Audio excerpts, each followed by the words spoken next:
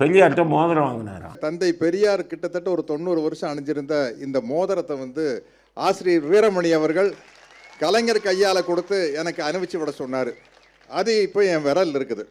பெரியார் இவர் உயிர் பெரியார் 73 செத்துட்டார். நீங்கள் என்ன 73 எங்கே இருந்தீங்க? 73 19 வயசு, 20 வயசு, உங்களுக்கு 21 வயசு. பெரியாரை கண்ணால் பார்த்துருக்கீங்களா? பெரியார் உங்களுக்கு மோதிரம் கொடுத்தாராம். அண்ட புழு என்ன நம்ம வீரமணி பெரியார் மோதிரம்னு ஒன்று கொடுத்தாங்க. அது வந்து தெரிஞ்சது பெரியதா? பெரிய யோகியன் உத்தமன் இவங்களா? மகானோட மோதிரத்தை போட்டிங்களா? ஏதோ ஒரு ராகவேந்திர மோதிரம் இல்லை வந்து சாய்பாபா மோதிரம் அப்படின்னு சொல்லி போட்டால் அவங்கெல்லாம் மகான்கள் போடலாம். இவரெல்லாம் இப்போ சாமி செருப்பாலை போட்டுருங்கன்னா அதெல்லாம் பாவாத்மா. அதை ஒரு மோதிரம் போட்டாராம் பெரியார்கிட்ட.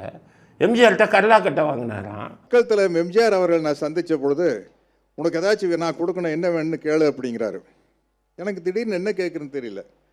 என்னென்ன அப்படின்னு, இல்லை நீங்கள் ஏதாச்சும் கேளுங்க அப்படின்னு. நீங்கள் எக்ஸசைஸ் பண்ணுற தம்பிள்ஸ் இருந்தால் கொடுங்க அப்படின்னா சிரிச்சார். தலையில் பெருசாக ஏதாச்சும் கேளுனாரு. எனக்கு பெருசாக கேட்க தெரியலைங்க, என்ன பண்ணுறது தெரியல அப்படின்னா. உடனே உதவியாளரை கூப்பிட்டாரு. போய் உள்ளே போய் ஒரு கரலாக்கட்டை எடுத்துகிட்டு வந்து கொடுத்தாரு. அதை பெருமையாக எம்ஜிஆர்கிட்ட கரலாக்கட்டை மட்டுமா வாங்கினீங்க? என்னென்ன உங்கள் 2 தங்கச்சிக்கு கல்யாணம் வச்சிங்களே 87 சாகிறதுக்கு ஒரு 4 நாளைக்கு முன்னாடி உடல்நலம் சரியில்லாமல் இருந்து கூட அங்கேருந்து விடியற்கால ஃப்ளைட்டை பிடிச்சி உங்கள் தங்கச்சிக்கு கல்யாணத்தில் வந்து கலந்துக்கிட்டார. கல்லாக்கட்டை வாங்கின கதையை மட்டும் சொல்கிறீங்களே, உங்கள் தங்கச்சி கல்யாணத்தில் எவ்வளோ மொய் கொடுத்தாரு? அது கவரில் எவ்வளோ பணம் கொடுத்தாரு? 87 தங்க நகை எவ்வளோ கொடுத்தாரு உங்களுக்கு? வெறும் கல்லாக்கட்டை மட்டும் சொன்னால் நம்பிக்கை துரோகி நீங்கள். அப்படிப்பட்ட எம்ஜிஆரை நீங்கள் கடைசிவரை மறக்கலாமா? அவர் இறந்த உடனே ஆளுங்கட்சியாக திமுக வந்த உடனே போய் திமுக கருணாநிதி காலில் விழுந்த நன்றி கட்ட மனிதர் நீங்கள்.